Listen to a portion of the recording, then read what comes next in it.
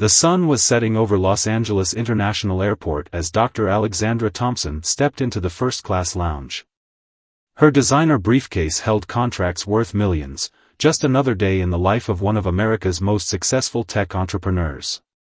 At 45, she had built her cybersecurity empire from scratch, turning a small startup in her garage into a Fortune 500 company. But today, she wasn't thinking about business deals or board meetings. She was exhausted after a week of intense negotiations in Silicon Valley and looked forward to a peaceful flight back home to Atlanta. Little did she know that this routine business trip would turn into a defining moment in her life, one that would not only challenge her dignity but spark a movement that would reshape the airline industry forever. As she sat in the lounge, Alexandra noticed the subtle shifts in people's behavior around her. It was something she had grown accustomed to over the years: the double takes, the questioning glances, the unspoken assumptions. Despite her tailored Chanel suit and the quiet confidence that came from building a $2.8 billion tech company, some people still couldn't wrap their heads around what a billionaire looked like. Her phone buzzed with a message from her daughter. "Knock, I'm dead, Mom. Can't wait to hear about the new partnership." Alexandra smiled, remembering how her daughter had watched her build their life from nothing. 20 years ago, they had shared a one-bedroom apartment, living on instant noodles while Alexandra coded through the night, determined to make her vision a reality. The boarding call for first class finally came. Alexandra gathered her things, straightening her jacket, a habit from her early days when she had to prove herself in every room she entered. As she approached the gate, she presented her first-class ticket and passport to the gate agent, who barely glanced at her before waving her through. The problems began as soon as she stepped onto the plane. The lead flight attendant, a woman with perfectly coiffed hair and a practiced smile, blocked her path. "I'm sorry, ma'am, but I think you might be lost. The economy section boards later." Alexandra kept her voice level, years of boardroom negotiations evident in her calm response. "I'm in first class, seat 2A. She held out her ticket again. The flight attendant's smile didn't waver, but her eyes narrowed. "Could I see that ticket again? And your ID?" The request came with an edge that made other passengers turn their heads. Alexandra had faced moments like this before, at high-end restaurants, in luxury car showrooms, even at her own company's headquarters when she arrived for her first day as CEO. She pulled out her passport and ticket once more, along with her company ID, an extra step she shouldn't have needed to take.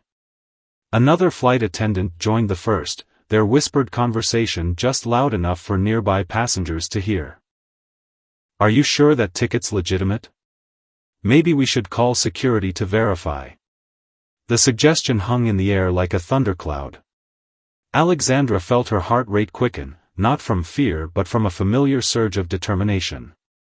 The same feeling she'd had when investors told her a black woman couldn't succeed in the tech industry, when competitors tried to undermine her company, when critics dismissed her success as luck or affirmative action.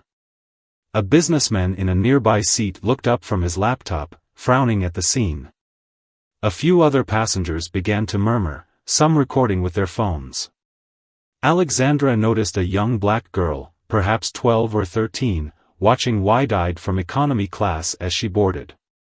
"I'd like to speak to your supervisor," Alexandra said, her voice carrying the weight of someone who had earned every step of her success.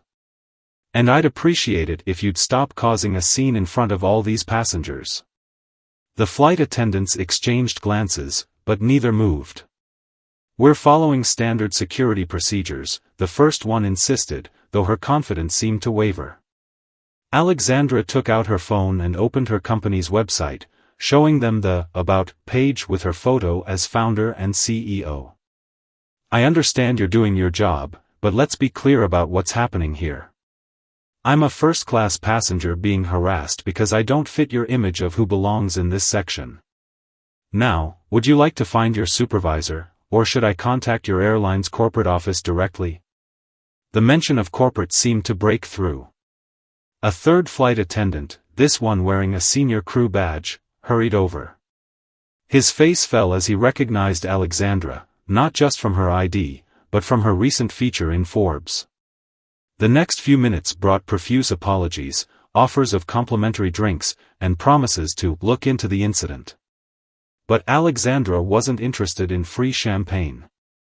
She took her seat, maintaining her composure while documenting everything that had happened. As other passengers settled in, she noticed many sending her supportive glances. The young girl from economy passed by on her way to the bathroom, staring at Alexandra with undisguised admiration. Alexandra gave her a warm smile and a tiny wave, remembering all the times she'd wished for a role model when she was that age. Looking out the window as the plane prepared for takeoff, Alexandra began formulating a plan. This wasn't just about one uncomfortable incident or two prejudiced flight attendants. This was about systemic change, about turning an humiliating moment into an opportunity for transformation. She opened her laptop and began typing an email to her executive team. The subject line read, "New Initiative, Aviation Industry Diversity Training and Accountability Program." By the time the plane reached cruising altitude, she had outlined a comprehensive strategy that would use her company's influence and resources to address discrimination in the airline industry. Little did those flight attendants know that their actions would spark a movement that would change air travel forever. But that was just the beginning of the story. The flight landed in Atlanta just after midnight, but Alexandra wasn't headed home. Instead, she went straight to her company headquarters, where the lights of her corner office soon illuminated the skyline. Her executive assistant, Mrs. Chen, arrived within the hour, having worked with Alexandra long enough to know when something big was brewing. "They didn't even apologize properly," Alexandra explained, pacing the office as she recounted the incident. "But this isn't about apologies anymore. This is about changing the entire culture." Mrs. Chen, who had been with the company since its early days, nodded knowingly. She had witnessed Alexandra turn setbacks into opportunities countless times before. "What's our first move?" she asked, already pulling up their media contacts list. Alexandra's plan was already taking shape. Rather than simply filing a complaint or accepting the airline's inevitable offer of free miles, she would leverage her position to create lasting change. By morning, her team had drafted a comprehensive proposal for an industry-wide training program, backed by her company's technological expertise and resources. But before launching any initiatives, Alexandra decided to do something unusual. She waited. For 3 days, she monitored social media, where videos of the incident had begun circulating. The airline's stock price dipped as public outrage grew. Comments flooded in from people sharing similar experiences, not just with this airline but across the industry. On the 4th day, the airline's CEO finally called. "Dr. Thompson," he began, his voice carrying the practiced tone of damage control, "I want to personally apologize for the unfortunate incident." Alexandra cut him off politely but firmly. "I appreciate your call, Richard, but I'm not interested in personal apologies. I'm interested in systematic change. My team has prepared a proposal that I think you should see." There was a pause on the line. "A proposal?" "Yes. My company has developed an AI-driven training program that can help identify and address unconscious bias in customer service interactions. We're prepared to offer it to your airline at no cost, provided you commit to implementing it across your entire organization." The silence that followed told Alexandra everything she needed to know. The airline CEO hadn't expected this response. He'd expected the usual cycle: apologize, offer compensation, wait for the story to die down. Instead, he was facing someone who had the resources and determination to demand real change. Meanwhile, Alexandra's team was busy behind the scenes. They reached out to other passengers who had witnessed the incident, gathering statements and building a comprehensive case. The young girl from economy class turned out to be the daughter of a civil rights attorney, who eagerly offered to help coordinate legal strategy if needed. But Alexandra had learned long ago that the most effective changes often happened outside the courtroom. She arranged meetings with other airline CEOs, presenting her training program not as a punishment but as an opportunity. This isn't just about avoiding bad publicity, she explained during one presentation. It's about building a better, more inclusive industry that serves all passengers equally. Her approach struck a chord. Within weeks, 3 major airlines had signed on to pilot the program. The media coverage shifted from focusing on the incident to highlighting the innovative solution she had developed in response. The training program itself was revolutionary. Using virtual reality and AI technology from Alexandra's company, it placed airline employees in simulated scenarios that challenged their assumptions and helped them recognize unconscious biases. The program tracked improvements over time and provided real-time feedback, all while collecting data that could help identify patterns and areas needing additional attention. But Alexandra wasn't satisfied with just changing airlines. She expanded her focus to other industries where similar discrimination occurred. Hotels, restaurants, high-end retail, anywhere people faced prejudice based on their appearance rather than their worth. One evening, as she reviewed the program's initial results in her office, Alexandra received an unexpected email. It was from one of the flight attendants who had confronted her that day. The message was simple but sincere: "Your response to our terrible behavior that day has changed not just our airline, but my entire perspective. Thank you for turning our mistake into an opportunity for growth." Alexandra smiled, remembering the young girl's face from the flight. She had recently received word that the girl had started a social justice club at her school, inspired by what she had witnessed that day. Sometimes the most powerful changes came not from the initial action, but from the ripples it created. As she prepared for a national television interview about the program's success, Alexandra reflected on how far things had come from that humiliating moment on the plane. Her daughter had been right, she had knocked M dead, just not in the way anyone had expected. The interview would focus not on the incident, but on the solution she had created. Alexandra planned to announce an expansion of the program, backed by a $50 million investment from her company.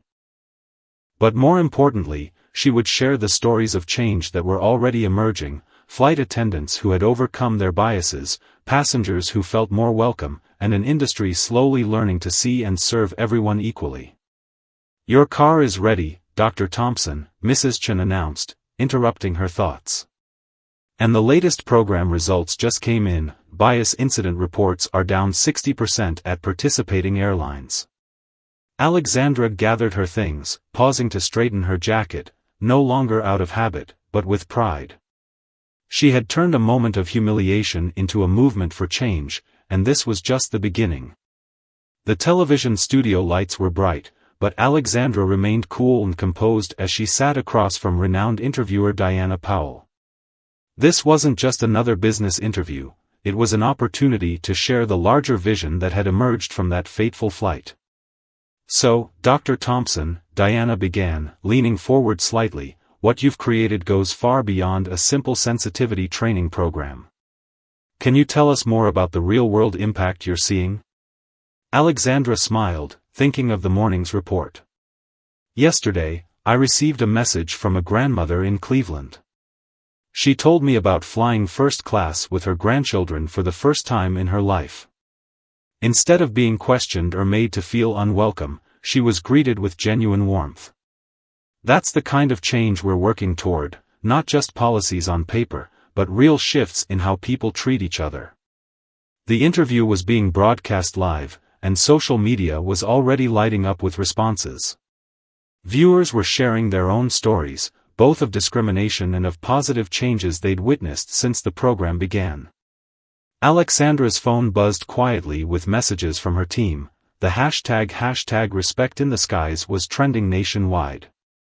But even as the public celebration of her initiative grew, Alexandra faced resistance behind the scenes. Some airline executives worried about the costs of implementing such comprehensive training.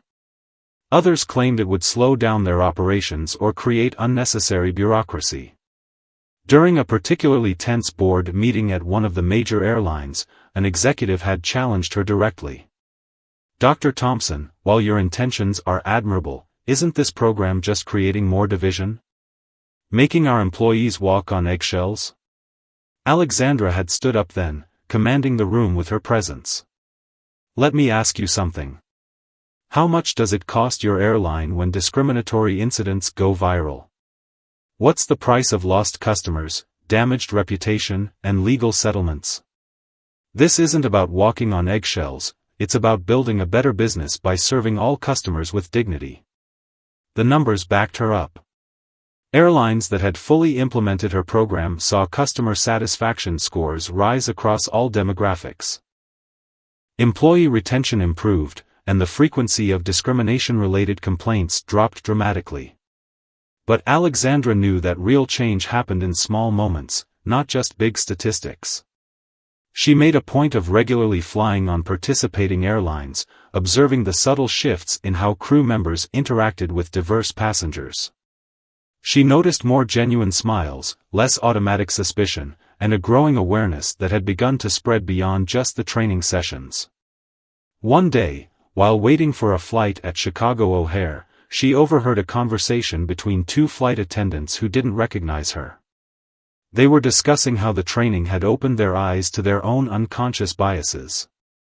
I never realized how many assumptions I was making about passengers, one said. Now I catch myself and think twice. The program was evolving too. Alexandra's tech team had developed an app that allowed passengers to provide real-time feedback on their travel experiences. This data helped airlines identify areas needing improvement and recognized crew members who consistently provided excellent, unbiased service.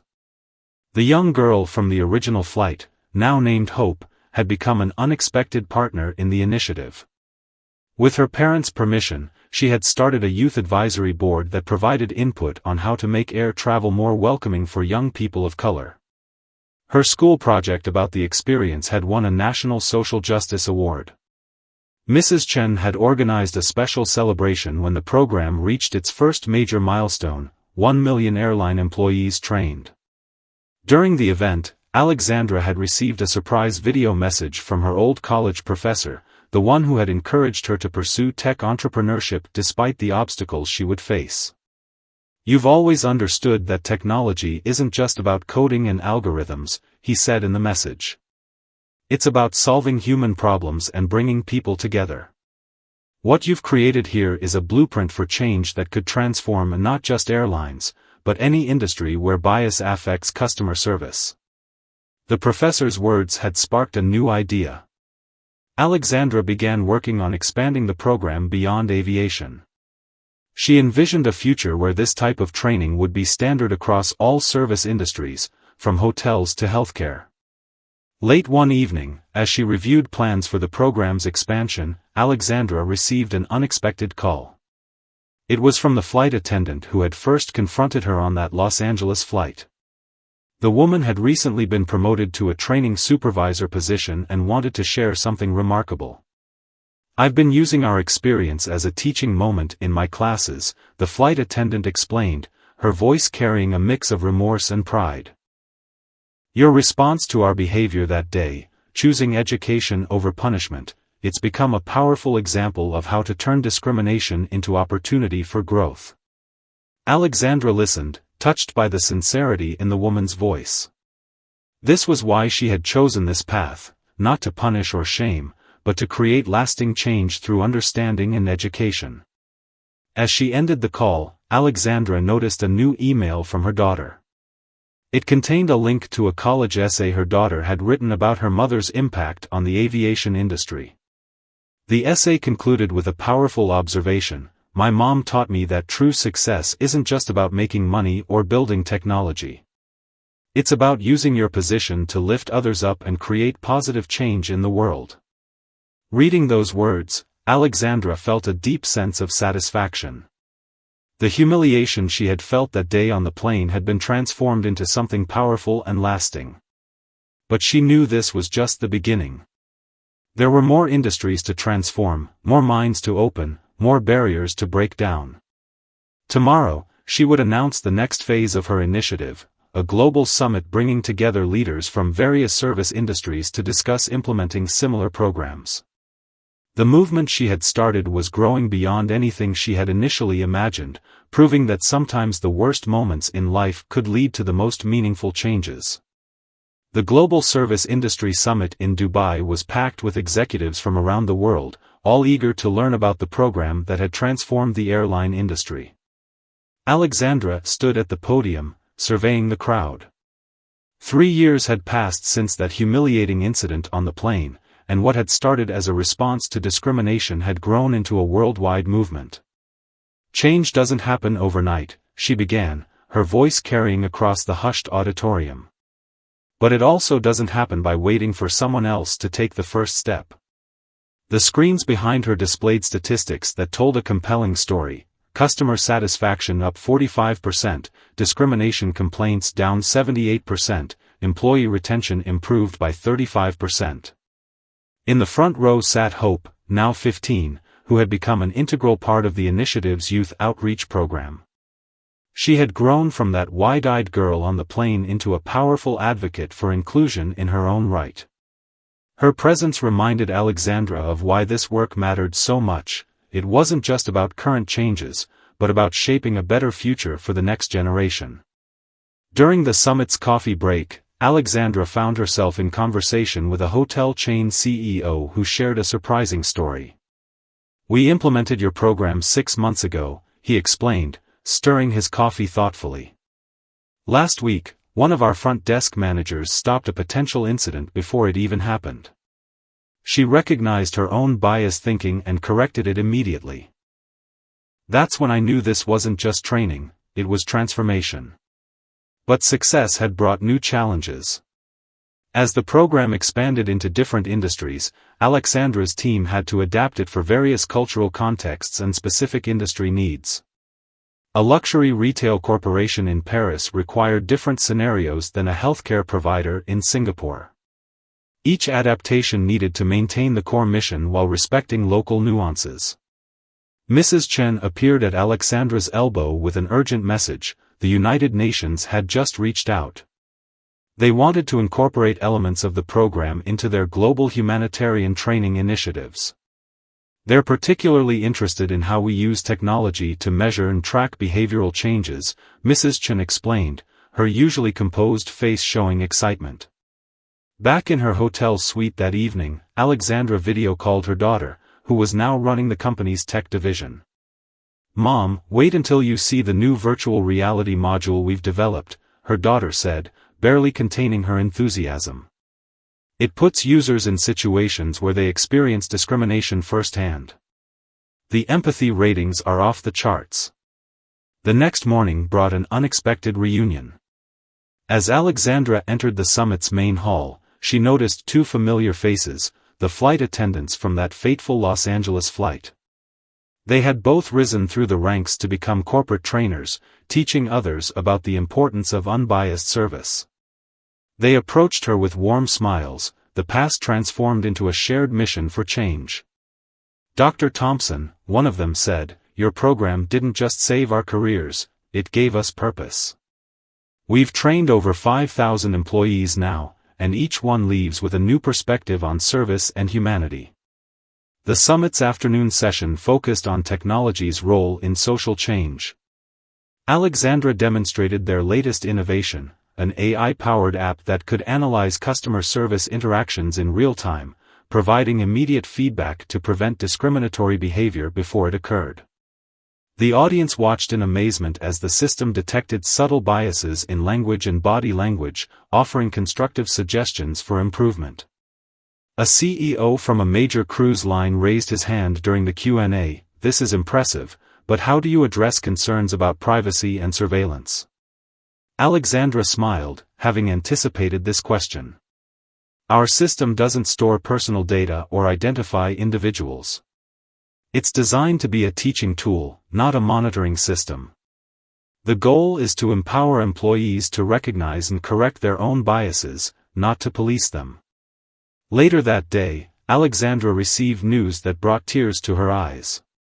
A small regional airline that had implemented her program had just named their new training center after her mother, who had faced discrimination throughout her life but never lost her dignity. The Katherine Thompson Center for Inclusive Excellence would train thousands of employees each year. The summit's final day brought an announcement that would take the initiative in a new direction.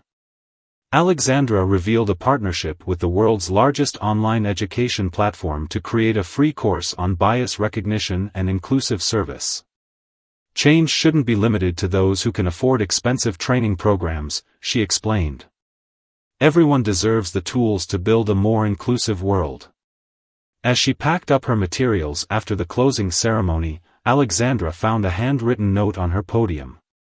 It was from a janitor who had been working at the conference center all week. "I listened to every session while cleaning," he wrote. "Today, for the first time, I felt seen. Thank you for fighting for people like me." On the flight home, Alexandra reflected on how far things had come. The same airline that had humiliated her now had one of the most progressive service policies in the industry. The flight attendant who served her coffee did so with genuine warmth, not a trace of the suspicion she had once faced. Her phone buzzed with a message from Hope. "Guess what? My school just adopted parts of your training program for teachers and staff. Change is happening everywhere." Alexandra looked out the window at the clouds below, thinking about all the lives being touched by this movement. What had started as one woman's response to discrimination had grown into a global force for change. But she knew there was still work to be done. Tomorrow would bring new challenges, new industries to transform, new minds to open. As the plane began its descent into Atlanta, she opened her laptop to review plans for the next phase of the initiative. The screen showed a map dotted with points of light, each representing a location where the program was being implemented. The lights were spreading, connecting, growing brighter. Just like hope itself. The autumn sun streamed through the windows of Alexandra's childhood home in Atlanta's historic West End neighborhood. She sat at the kitchen table where her mother had once helped her with homework, now surrounded by letters from people whose lives had been touched by her initiative. 5 years had passed since that confrontation on the plane, and the ripples of change had reached shores she never imagined. "You wouldn't believe the latest numbers," Mrs. Chen said, sliding a tablet across the table. The program had been implemented in over 50 countries, across 12 different service industries. But it was the personal stories that moved Alexandra the most, like the letter from a taxi driver in London who wrote about how the training had changed his entire worldview. Her phone lit up with a video call from Hope, now 17 and preparing for college. "Dr. Thompson, you have to see this." Hope's face was beaming as she turned her camera to show a classroom full of students. They were using the youth version of Alexandra's training program, which Hope had helped develop. "We're making it a graduation requirement." But success had brought unexpected challenges. A group of conservative politicians had begun criticizing the program, claiming it promoted reverse discrimination and was anti-business. Alexandra had faced opposition before, but this was different. It was organized and well-funded. She decided to address the criticism head-on. During a major business conference in Chicago, she invited one of her loudest critics, Senator William Parker, to experience the training firsthand. The media gathered, expecting fireworks. Instead, they witnessed something remarkable. "I came here skeptical," the senator admitted afterward, his voice thick with emotion. "But this program isn't about blame or shame. It's about understanding each other better. I was wrong about it, and I'm big enough to admit that." The breakthrough with Senator Parker opened new doors. State governments began incorporating the training into their civil service requirements. Police departments reached out, wanting to adapt the program for law enforcement.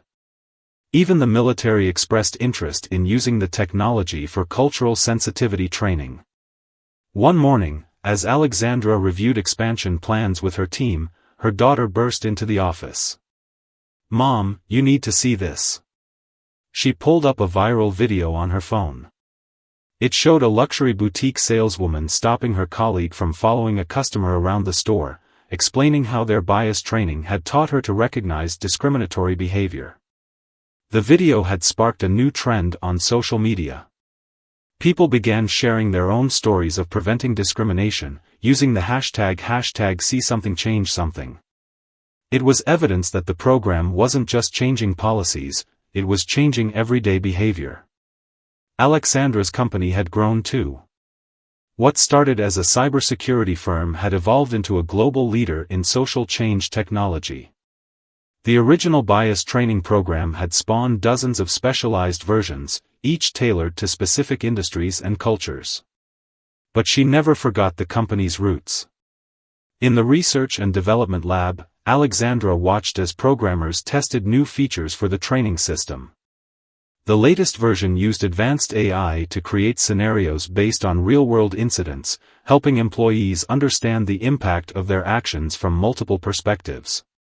The healthcare module is ready for testing, announced Dr. Patel, her head of R&D. We've incorporated feedback from nurses, doctors, and patients to create the most comprehensive version yet. The healthcare industry had proven to be one of the most critical areas for the training, with studies showing that bias in medical care could literally be a matter of life and death. But it wasn't all smooth sailing. A major hotel chain that had initially embraced the program was now trying to water it down, claiming it was too time-consuming. Alexandra flew to their headquarters in Singapore to meet with their board. "I understand your concerns about efficiency," she told them, her voice firm but compassionate. "But let me show you something." She pulled up customer satisfaction scores from hotels that had fully implemented the program versus those that hadn't. The difference was stark. This isn't just about doing the right thing, it's about building a better business. The presentation convinced not only the hotel chain to maintain the full program but also inspired them to become advocates for it within the hospitality industry. Their CEO later confided that it had transformed their corporate culture in unexpected ways, improving everything from employee satisfaction to customer loyalty. Back home in Atlanta, Alexandra received an invitation that brought her journey full circle. The airline that had humiliated her 5 years ago wanted her to be the keynote speaker at their annual leadership conference. The theme? Transform, how one moment can change an industry. As she prepared her speech, Alexandra reflected on how that moment of humiliation had become a catalyst for global change. She thought about all the lives touched, all the minds opened, all the barriers broken. But she also thought about how much work remained to be done. The evening before the conference, she visited her mother's grave. "You always told me to turn pain into purpose," she whispered, placing fresh flowers beside the headstone. "I hope I've made you proud." The next morning, as she stood at the podium facing hundreds of airline executives, Alexandra felt her mother's spirit with her. "5 years ago, I stood in the aisle of one of your planes, facing discrimination that had become all too familiar," she began. "Today, I stand before you as a partner in change. But this isn't just my story anymore, it's the story of every person who's ever been judged for how they look rather than who they are." She went on to announce the launch of the Global Inclusion Institute, a think tank dedicated to studying and promoting inclusive practices across all sectors of society. The institute would offer scholarships to students committed to studying social change, with Hope serving on its youth advisory board. As Alexandra concluded her speech, she noticed something that moved her deeply. In the audience sat that same flight crew from 5 years ago, now serving as inclusion ambassadors for the airline. They stood and applauded with tears in their eyes, a living testament to how people could grow and change. The story had come full circle, but it wasn't over. It was just beginning a new chapter. 7 years after the incident that changed everything, Alexandra found herself walking through Times Square, where a massive digital billboard displayed the latest campaign for her Global Inclusion Institute. The message was simple but powerful: change starts with you.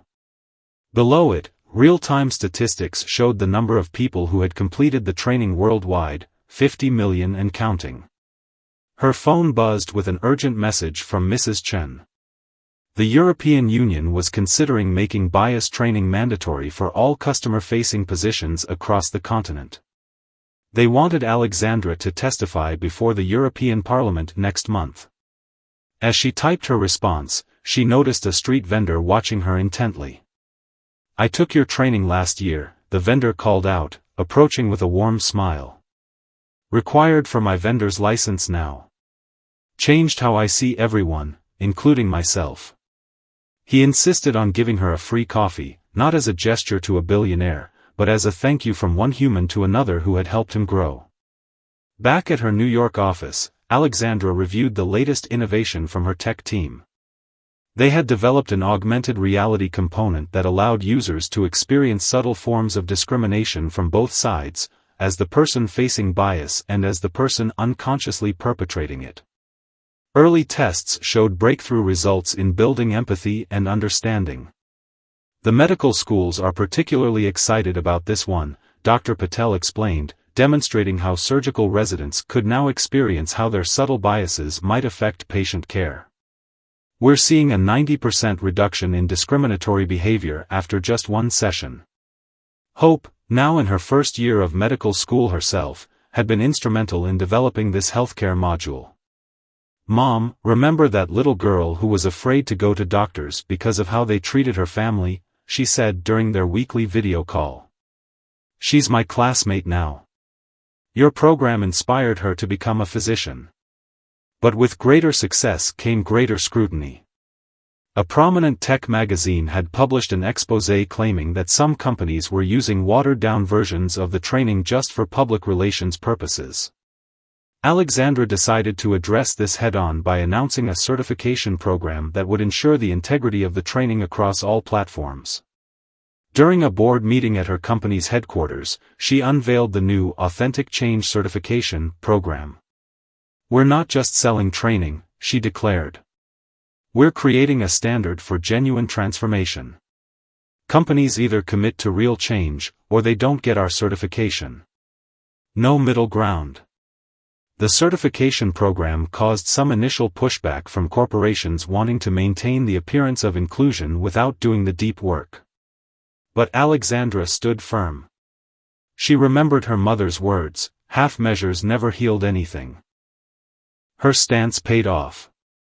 Companies that earned the certification saw their customer satisfaction and employee retention rates soar. More importantly, they reported lasting changes in their corporate culture. One major retail chain reported that their certified stores had zero discrimination complaints for an entire year, a first in their industry. The movement had grown beyond anything Alexandra could have imagined that day on the plane. Schools were now teaching modules based on her program as part of their social studies curriculum. The letter reminded Alexandra of why she had chosen this path. It wasn't about making headlines or winning awards. It was about touching individual lives, one person at a time, until the ripples of change became waves of transformation. As she stood before the cameras for the global webcast, Alexandra thought about that moment 7 years ago when she had stood in the airplane aisle, facing discrimination. Sometimes, she told her worldwide audience, the worst moments in our lives become the seeds of the greatest change. The question isn't whether we'll face challenges, it's how we choose to transform them. The webcast reached millions, but it was the message that followed it that meant the most to Alexandra. It was from her daughter, "Mom, you didn't just change the world, you showed us how to keep changing it. That's your real legacy." 10 years had passed since that fateful flight, and Alexandra stood in the East Room of the White House, surrounded by leaders from around the world. The president was about to sign the Global Inclusion Act, legislation inspired by her program that would set international standards for bias prevention and inclusive practices across all industries. As she watched the signing ceremony, Alexandra's mind drifted to a conversation she'd had earlier that morning with a White House cleaning staff member. "My grandson just got promoted to hotel manager," the woman had told her proudly. "The training program you created helped him break through barriers that held me back for decades." These personal stories still moved Alexandra more than any official recognition. Her phone contained thousands of them now, messages from people whose lives had been transformed by the ripple effects of what had started as a response to discrimination. The latest version of the training program, version 10.0, was revolutionary. Using advanced neural networks and emotional recognition technology, it could create personalized learning experiences that adapted to each user's background, biases, and learning style. But more importantly, it could measure genuine changes in behavior, not just completion rates. The healthcare results are extraordinary, Dr. Patel reported during their monthly review. We're seeing a 95% reduction in treatment disparities in certified hospitals. Hope, now a practicing physician, had been instrumental in developing protocols that were becoming the new standard in medical education. But what touched Alexandra most was how the program had begun changing hearts, not just behaviors. During a visit to a small diner in rural Georgia, she overheard a conversation between two elderly customers discussing how the training had helped them recognize their own biases. "I never thought I was prejudiced," one man said to his friend. "But that program made me see things I'd been blind to my whole life. Now my grandkids are teaching me something new every day." The Global Inclusion Institute had expanded beyond training into research and advocacy. Their latest study, conducted across 50 countries, showed that businesses with full certification had 40% higher employee satisfaction rates and 60% better customer retention than their non-certified competitors. Mrs. Chen, now the Institute's executive director, had just returned from a world tour where she'd seen the program's impact firsthand. In Japan, they've incorporated the principles into their tea ceremony training, she reported. In Brazil, it's become part of their carnival planning. Each culture adapts it while keeping the core message intact. Alexandra's daughter had taken charge of the tech division, pushing the boundaries of what was possible. Their newest innovation used quantum computing to process vast amounts of behavioral data, identifying patterns of discrimination that were previously invisible. But she never lost sight of the human element. "Mom," she said during a late-night strategy session, "remember that flight attendant who stopped you? She just sent me a message. Her granddaughter is applying for our tech apprenticeship program. 3 generations, 1 story of transformation." The program had even begun changing how people thought about success itself.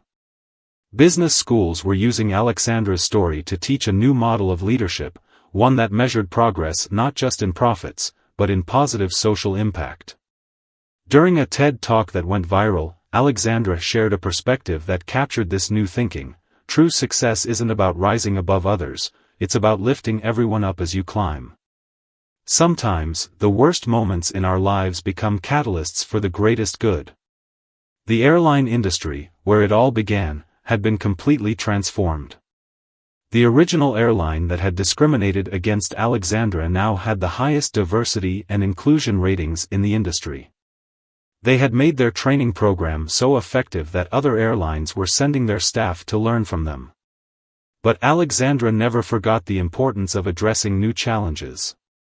When reports emerged about bias in artificial intelligence systems, her team developed modules specifically designed to help tech companies recognize and eliminate algorithmic discrimination.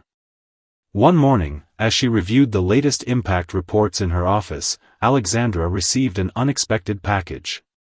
Inside was a handmade quilt, created by a group of elderly women from different backgrounds who had met through a community program inspired by her training. "We used to walk past each other without speaking," their note read. "Now we meet every week to quilt and share stories. Your program taught us that it's never too late to open your heart to others." The quilt now hung in the Institute's main hall, a tangible reminder that real change happens one stitch at a time, one heart at a time, one story at a time. Hope's medical practice had become a model for inclusive healthcare. She had developed a mentoring program for minority medical students, breaking down barriers that had existed for generations. "Mom," she said during one of their weekly dinners, "remember when you told me that success is about more than making money? You showed me it's about making meaning." The program's impact had extended into unexpected areas. Professional sports teams were using it to improve team dynamics. Military units reported better cooperation and effectiveness. Even space agencies had adopted it for international crew training. During a global summit marking the program's 10th anniversary, Alexandra announced their most ambitious initiative yet, the Legacy Project. This would provide free training to schools, community centers, and small businesses worldwide, ensuring that cost would never be a barrier to creating positive change. 10 years ago, I stood in an airplane aisle, facing discrimination that could have left me bitter, she told the audience. Instead, it lit a spark that has helped millions of people recognize their own worth and the worth of others. That's the power of choosing transformation over retribution. The summit included a special ceremony honoring the change makers, people who had used their training to prevent discrimination in their communities. Among them was a bus driver who had changed his company's policies, a teacher who had transformed her school's culture, and a store owner who had turned his shop into a model of inclusive service. As Alexandra listened to their stories, she thought about her mother, who had faced discrimination her entire life but never lost her dignity. "Mom," she whispered to herself, "your strength lives on in every person who chooses to be part of the solution." The day ended with a surprise announcement. The United Nations had created a new position, Global Ambassador for Inclusive Practice, and they wanted Alexandra to be the first to hold it. But as honored as she was by the recognition, she knew that the real work happened not in diplomatic chambers but in everyday moments of human interaction. "Our work isn't finished," she told her team later that evening. "As long as there's one person facing discrimination, one heart closed to understanding, one mind resistant to change, we have more work to do. But together, we're proving that change is possible, one person, one moment, one choice at a time." 15 years after the incident that changed everything, Alexandra stood in the garden of her childhood home in Atlanta. The old house had been transformed into the Thompson Center for Social Innovation, a place where new leaders were trained to carry forward the mission of inclusive change. The garden where her mother had once grown vegetables now bloomed with flowers from around the world, each planted by someone whose life had been touched by the program. "Dr. Thompson," called out a familiar voice. It was Hope, no longer the wide-eyed girl from the plane but now a leading physician and head of diversity initiatives at a major hospital network. "The new class of fellows is ready for you." Inside, 30 young leaders from across the globe waited to begin their training. These weren't just ordinary students, they were the winners of the annual Transform Tomorrow Fellowship, chosen from thousands of applicants who had demonstrated exceptional commitment to creating positive change in their communities. As Alexandra looked at their eager faces, she saw reflections of her own journey. 15 years ago, she began, I faced a moment of humiliation that could have left me bitter. Instead, it sparked a movement that has touched hundreds of millions of lives. Today, I'm going to share with you not just what we've achieved, but where we need to go next. The latest data from the Global Inclusion Institute showed remarkable progress. Workplace discrimination complaints had dropped by 85% in certified organizations, customer satisfaction rates had reached unprecedented levels, and the economic impact of inclusive practices had generated trillions in new market opportunities. Mrs. Chen, who had been with Alexandra since the beginning, presented the next phase of their work. We're not just changing behaviors anymore, she explained. We're changing the very DNA of how organizations and societies function. The new initiative, called Legacy Forward, would focus on embedding inclusive practices so deeply into institutional structures that they would become self-sustaining. It was already being tested in pilot programs across education, healthcare, and government sectors. During a break in the session, Alexandra received a video call from her daughter, who was overseeing the tech evolution of the program. "Mom, you won't believe the results from the quantum empathy mapping," she exclaimed. "We can now predict and prevent discriminatory patterns before they even emerge." But it was the personal stories that still moved Alexandra the most.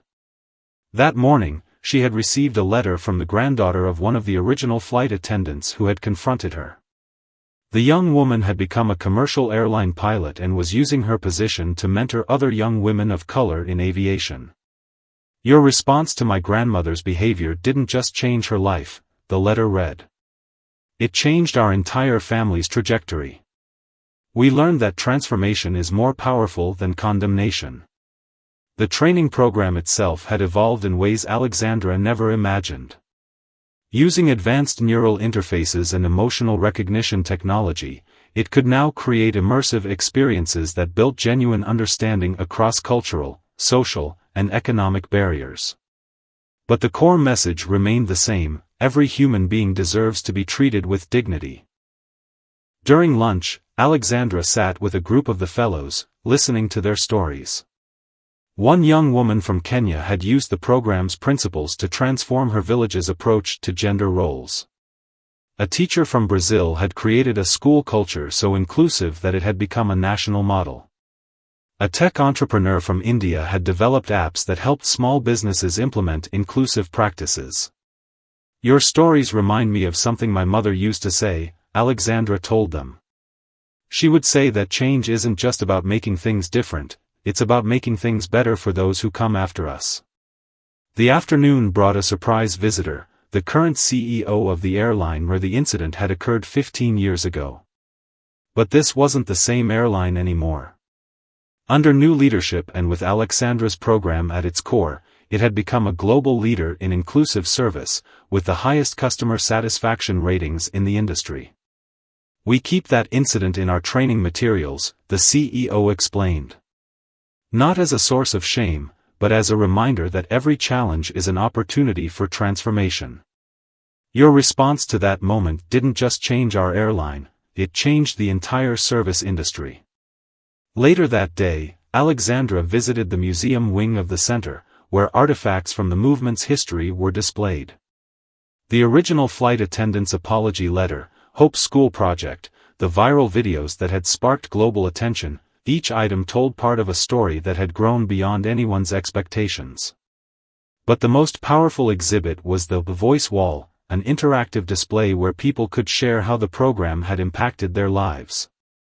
Thousands of stories scrolled across the screens, each one a testament to the power of choosing transformation over retaliation. As evening approached, Alexandra gathered with her core team to plan the next phase of their work. The challenges ahead were significant: emerging technologies that could perpetuate bias, new forms of discrimination that required new solutions, the ongoing need to reach those who were still resistant to change. We've come so far, Mrs. Chen observed, but there's still so much to do. Alexandra smiled, remembering something her mother had told her long ago: the work of change is never finished, it's passed from one generation to the next, like a torch lighting the way forward. The day ended with a ceremony in the garden, where each fellow planted a new flower alongside the others. As Alexandra watched them work, she reflected on how that moment of humiliation 15 years ago had blossomed into something beautiful and lasting. Real change, she told them, is like these flowers.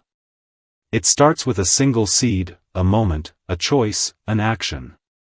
But with care and commitment, it grows into something that can transform the entire landscape. Each of you is planting seeds of change that will bloom in ways we can't yet imagine. As the sun set over Atlanta, Alexandra looked at the garden her mother had started, now flourishing with new life and purpose. The journey that began with a confrontation on a plane had become a global movement for positive change, touching lives across generations and continents. But more importantly, it had shown that the most powerful response to discrimination isn't revenge or resignation, it's transformation. By choosing to turn a moment of humiliation into an opportunity for change, Alexandra had created a legacy that would continue to grow and flourish long after she was gone. The story isn't over, she told the fellows as they gathered for a final photo. It's just beginning again with each of you. Make it count.